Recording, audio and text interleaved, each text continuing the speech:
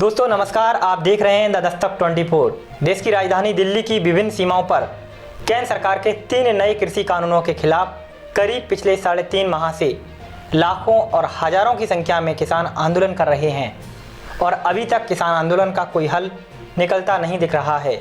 भारत सरकार और किसानों के बीच कई दौर की बातचीत के बाद भी दोनों पक्ष अपने रुख में बदलाव के लिए बिल्कुल भी तैयार नहीं दिख रहे हैं।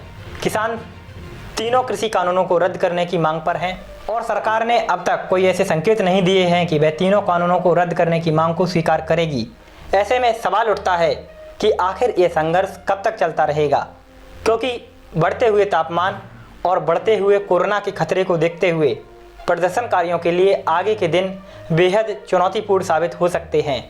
किसान आंदोलन को लेकर कई सारे सवाल हैं, जिस पर आज हमारी चर्चा होने वाली है बौद्ध भिक्षु सुमित रतन जी से।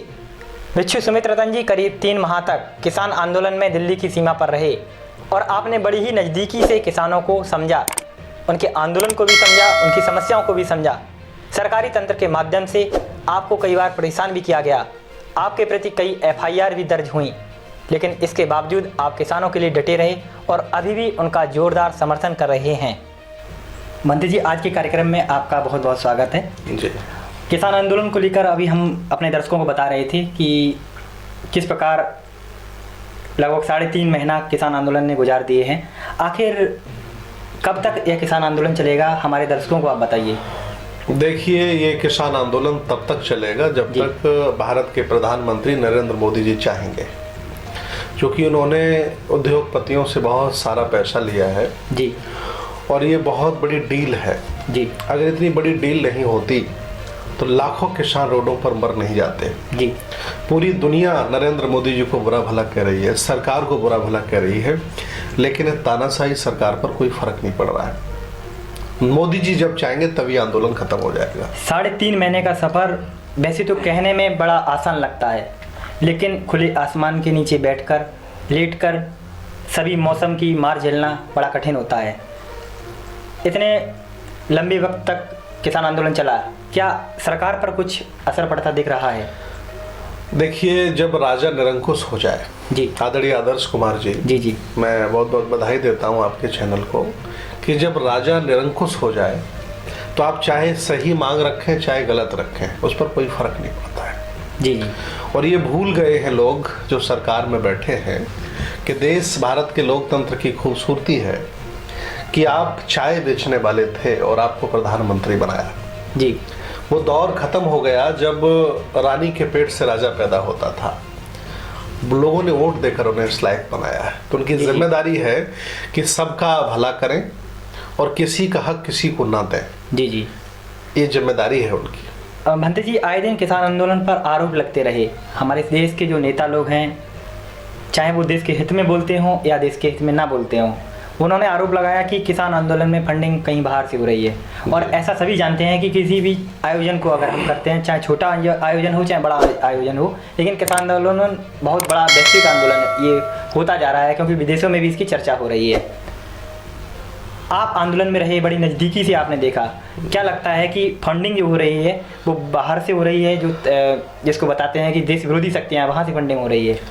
देखिए, आरोप लगाना बहुत सरल काम है जी, बहुत सरल है, किसी पर भी लगाया जा सकता है। देश भारत में तो और भी सरल है जी जी।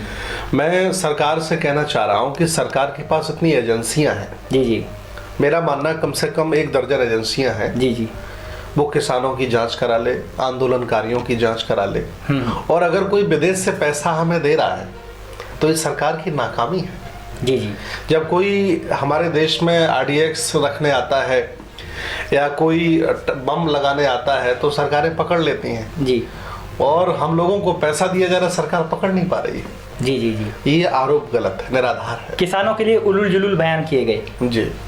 भारत हमारा कृषि प्रधान देश है, किताबों में भी हम बखान करते हैं कि भारत हमारा कृषि प्रधान देश है, कृषि ही हमारा मुख्य व्यवसाय है जी।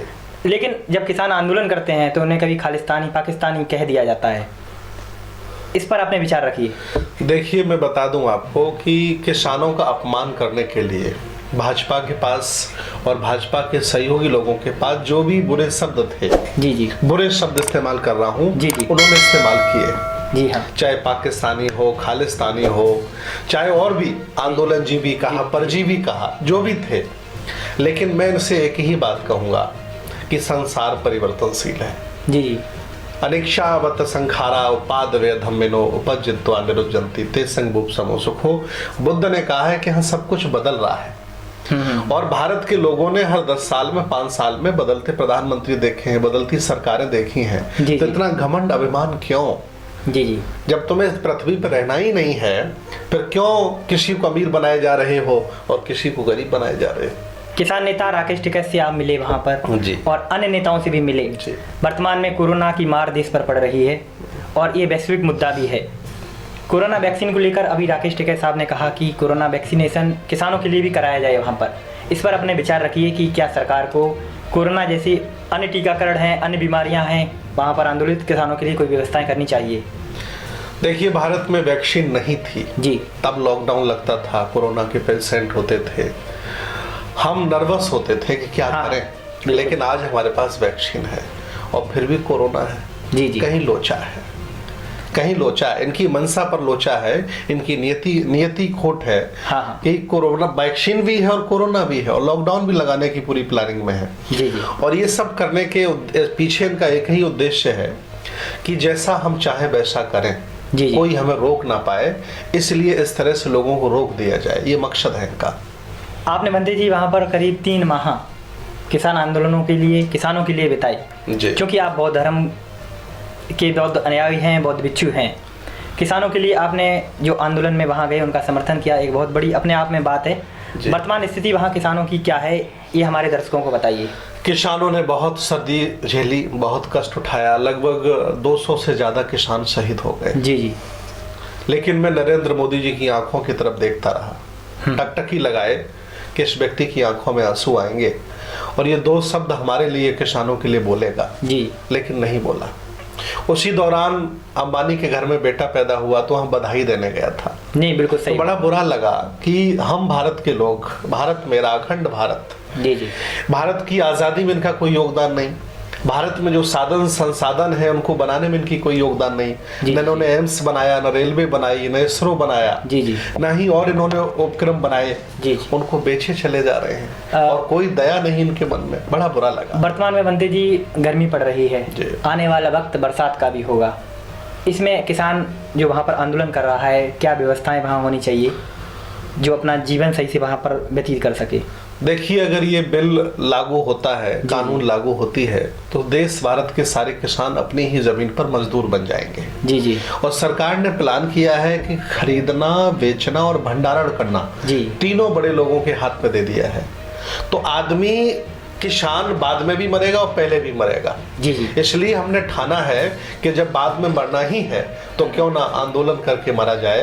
तो हम चाहे बरसात आ जाए, इस समय गर्मी है, हमने सब लोगों ने कूलर पंखे लगा लिए हैं जी, और कई लोगों ने तो एसी तक लगा दिया, हाँ, दिखाने के लिए जी जी कितना हमें गिरा गोरा कमजोर ना समझें। आपने परजीवी बोली दिया है तो कम से कम हम शान से रहेंगे।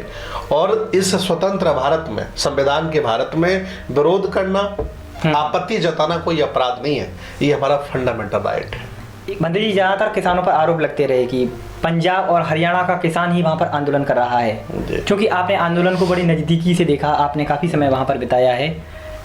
पूरे देश के किसानों का वहाँ समर्थन कितना मिल रहा है, हमारे दर्शक जानना चाहते हैं। देश में ऐसी कोई तहसील नहीं है, ऐसा कोई ब्लॉक नहीं है, ऐसा कोई डिस्ट्रिक्ट नहीं है जहाँ के किसान आंदोलित नहीं है। जी जी। लेकिन जो मेन मीडिया है जी, जिसे भारत में गोदी मीडिया कहा जा रहा है, बिल्कुल, वह कवरेज नहीं दे रहा है। जी जी। धन्यवाद देता हूं मैं सोशल मीडिया का, ट्विटर का, व्हाट्सएप का, फेसबुक का, जिसकी वजह से कम खबरें आदान प्रदान हो रही हैं। हाँ। और मैं बता दूं, अगर ये उपक्रम अमेरिका के ना होते जी जी, तो चाइना का भय दिखाकर ये बंद भी कर दिए होते। जी, ये ट्विटर है, व्हाट्सएप है, रोक भी काफी लगाने की कोशिश की गई, काफी ट्विटर हैंडल पर जो भी ट्विटर अकाउंट। तो ये सरकार लोकतंत्र से तानाशाही की तरफ जा रही है और ये भारतीय संस्कृति के लिए, भारतीय लोगों के लिए बहुत दुखकर है। भारतीय संविधान की बात करें तो भारतीय संविधान के अनुच्छेदों में वाक अभिव्यक्ति की स्वतंत्रता का अधिकार दिया गया है। उसमें एक आंदोलन भी हम कर सकते हैं जी, शांतिपूर्ण व्यवस्था के तहत। जी जी। आंदोलन को आप किस प्रकार देखते हैं कि आप देख रहे हैं कि लगातार देश आंदोलन में की मार झेलता चला आ रहा है, कभी बेरोजगार आंदोलन कर रहे हैं, यहाँ तक कि सरकार के लोग जो सरकार में रहकर सरकारी नौकरी कर रहे हैं, कभी अपने तनख्वाह को लेकर आंदोलन कर रहे हैं। इसी प्रकार एक किसान आंदोलन भी हो रहा है। क्या भारत में विरोध होना चाहिए? जी देखिए, जो आज आरोप लगा रहे हैं हम लोगों पर आंदोलन का या आंदोलन जीवी का या उत्पात मचाने का या पाकिस्तानी खालिस्तानी, ये भूल गए हैं कि पहली बार ये पूर्ण बहुमत में आए हैं। इसके पहले अटल जी आए थे जी। ये जब से स्थापित हुए हैं तब से आंदोलन ही तो कर रहे हैं, कभी शिक्षा का, कभी सत्ता का, कभी जातियों को लड़ाने का, कभी धर्मों को उलझाने का।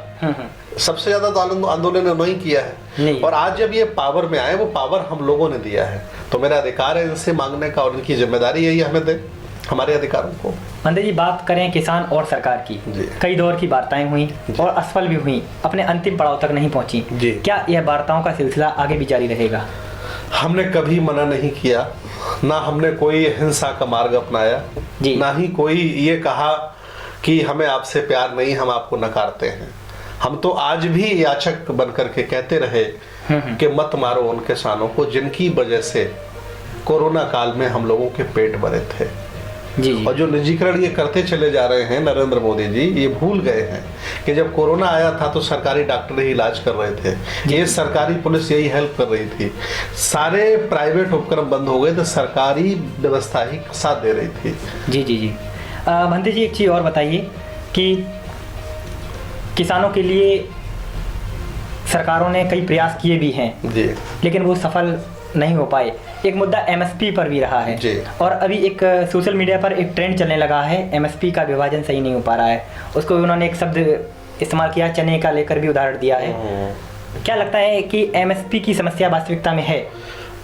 मैं बताऊं आदर्श कुमार जी कि किसान फसल पैदा करता है जी जी, और किसान की ये उदारता है कि उस फसल की कीमत चुने हुए लोगों को निर्धारित करने का अधिकार देता है। जी बिल्कुल।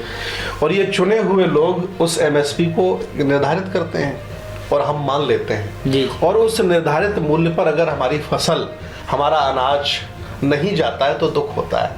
हम इनसे कह रहे हैं कि एमएसपी गारंटी का कानून बना दीजिए। क्या अपराध है? बिल्कुल सही बात है। हम इनसे कह रहे हैं कि स्थापित मेरी जो मंडियां, उनके बाहर अडानी अंबानी को क्यों मंडियां बनवा रहे हो? अगर वो मंडी बना लेंगे तो महंगा खरीद लेंगे, साल 2 साल पुरानी मंडियां खत्म हो जाएंगी। मैं इनसे कह रहा हूं कि स्टॉक की लिमिट क्यों आपने मतलब खत्म कर दी?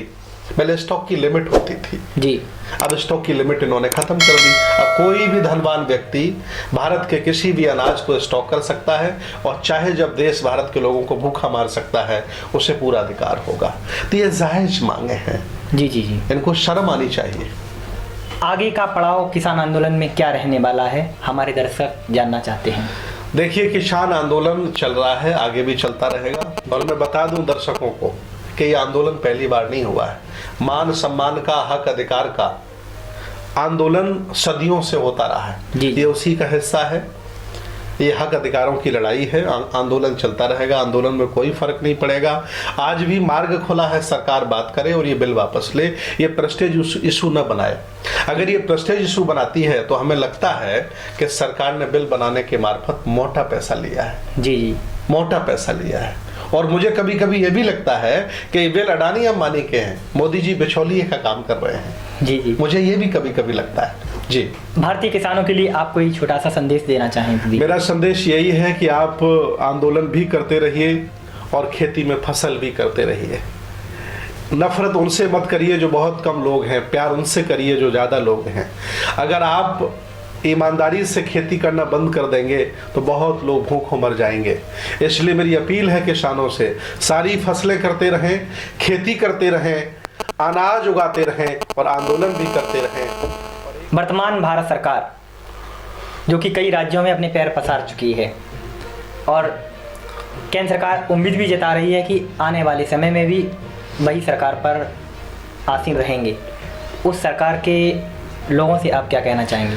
देखिए, गलतफहमी में वो लोग हैं, अगर देश में देखा जाए तो आज भी उन्हें इतना वोट नहीं मिला जितना उनके विपक्ष में वोट पड़ा है जी जी। ये गलतफहमी में वो लोग हैं जो तानाशाही का रवैया अपना रहे हैं। आज भी ऐसा नहीं है कि जितना बीजेपी के विपक्ष में पूरे देश में वोट पड़ा है वो ज़्यादा है, पक्ष वाला कम है। जी। और 7 ही प्रदेश हैं जिनमें इनकी सरकार है, बाकी दूसरे लोगों की सरकारें हैं। इसलिए घमंड अभिमान ना करें। ये लोग अगर आपको आसीन करना चाहते हैं, जानते हैं, तो आपको उठा करके फेंकना भी जानते हैं। अपनी बात रखने के लिए बंते जी आपने हमें समय दिया, इसके लिए बहुत बहुत आपका धन्यवाद। आप सुन रहे थे हमारे साथ बौद्ध भिक्षु सुमित रतन जी को। आपने अपनी बात को सटीक और बेबाकी से रखा। उम्मीद करते हैं हमारे दर्शकों को किसान आंदोलन को लेकर बहुत कुछ समझ आया होगा। किसान वास्तव में बेहाल हैं। किसानों से संबंधित सरकारी योजनाएं बंद कमरों में बैठकर बनाई जाती हैं, जबकि ज़रूरत है किसानों की बातों को समझा जाए, उन्हें ज़मीनी हकीकत पर जाना जाए और उसके लिए कोई अच्छी योजना लागू हो जिसे ईमानदारी से लागू किया जा सके। आप देख रहे हैं द दस्तक 24। ये एपिसोड आपको कैसा लगा हमें कमेंट सेक्शन में बताएं। साथ ही यदि अभी तक आपने हमारा चैनल सब्सक्राइब नहीं किया है तो तुरंत सब्सक्राइब कर लें। नमस्कार।